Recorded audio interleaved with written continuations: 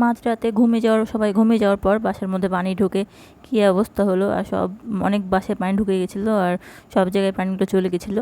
তো আমরা বুঝতে পারিনি, তো সবাই ঘুমিয়ে গেছিলাম। তো তারপরে হচ্ছে কী সমস্যা হলো আর কী না থাকছে, কীভাবে এসব হলো, তো এসব নিয়ে থাকছে আমার আজকে ব্লগ। তো আসসালামু আলাইকুম, কেমন আছেন সবাই? আশা করি সবাই ভালো আছেন। তো আমি প্রতিদিন যেভাবে ব্লগ বানাই, ডেলি ব্লগ বানাই, তো সেভাবে আমি ব্লগ বানাচ্ছিলাম। তো আমি দুপুরে রান্না করেছিলাম, এদিকে আমার যে মাংসের হাঁড়িতে ঝোল ছিল, তো ওর মধ্যে আমি আলু বেগুন দিয়ে দিলাম। মাংসের এই ঝোল দিয়ে এভাবে আলু বেগুন সবজিটা খেতে অনেক ভালো লাগে, ঘাটিটা খেতে। এটা আমরা আলু বেগুন ঘাটি বলা হয় আমাদের দিকে। তো আমি এদিকে সব মশলা দিলাম আর আলু বেগুন কেটে সব দিয়ে দিলাম। তো এদিকে আমি দিয়ে দিয়েছিলাম, যে সিদ্ধ হয়ে গেছিলো, তো তেলে দিয়ে দিলাম। তো এরপরে আমি শুনছি যে আমার হাজব্যান্ড চলে আসবে, ওই জন্য তাড়াতাড়ি রান্না করছিলাম। তো এরপরে আমি আমার হাজব্যান্ডের অফিস যেতে হতো, তখন অফিস খোলা ছিল।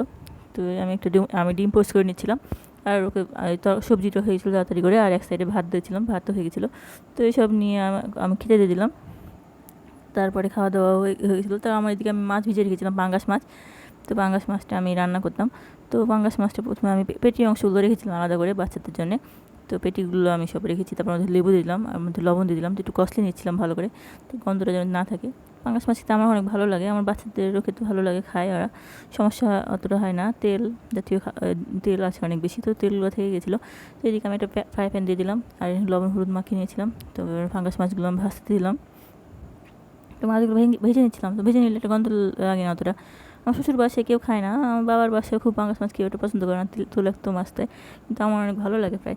তো ভেজে নিয়েছিলাম। তো এদিকে আমি কড়াইতে দিলাম পেঁয়াজ, কাঁচামরিচ, আদা রসুন সব দিয়ে দিলাম, দিয়ে ভালো করে একটু নেড়ে নিচ্ছিলাম। তো আমার কড়াইটা একটু পুড়ে গেছিলো আগে, আমি তাড়াতাড়ি করতে চেয়ে জন্য আমার হাজব্যান্ডের খেতে দিচ্ছিলাম। তো ওই সাইডে একটু আমি রেখেছিলাম, তখন পুড়ে গেছিলো। তো সেটা আমি তেলগুলো দিয়ে দিলাম মাছে, তো একটু মাছগুলো দিয়ে দিলাম, দিয়ে কষিয়ে নেবো এখন সব মশলা দিয়ে, মশলার সাথে। তো মশলা দিয়ে আমি সব কষিয়ে নিয়েছিলাম, দিয়ে পানি দিয়ে দিলাম।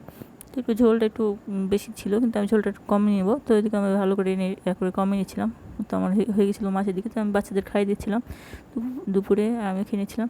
তো সন্ধ্যার সময় আমি টিভি দেখছিলাম, তখন এটা অনেক আগের একটু ভিডিও, যখন ছিল না, ইন্টারনেট ছিল না সেদিনকে, স্বাধীনতার আগের দিন। তো স্বাধীনতার পরে আমি আর দিইনি। তো এরপর আমি এখন আমার টিভি দেখছিলাম, আর আমি নাস্তা খাওয়াচ্ছিলাম। তো রাতে সবাই ঘুমিয়ে গেছিলাম সেটার সময়। তো ঘুমের মধ্যে শব্দ শুনে মনে হচ্ছে যে পানি পড়ছে কোথাও। তো আমি হচ্ছে আমার হাজব্যান্ড মনে হয় বাথরুম গেছে, আর আমার হাজব্যান্ড মনে গেছে আমি বাথরুমে বা কোথাও গেছি, পানি ফেলছি।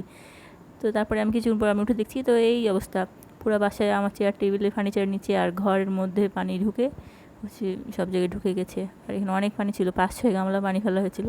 তো আমার হাতে যা পেয়েছিলাম ওগুলো নিয়ে পানিগুলো তুলছিলাম। আমার হাজব্যান্ড ময়লা ফেলা দিয়ে ফেলছিল। রাত 2টা বাজছিল। তো অনেক রাত হয়ে গেছিলো, পানি এই সময় হয়েছিল। আমি আমার ছেলে দেখছি উঠে গেছে, তো ওকে কাঁদছিল, তো থামানোর জন্য ফোন দিয়ে রেখেছিলাম। তার আমার হাজব্যান্ড পানিগুলো পরিষ্কার করছিল। তো ভিডিও ভালো লাগলে সবাই লাইক কমেন্ট শেয়ার করে দেবেন।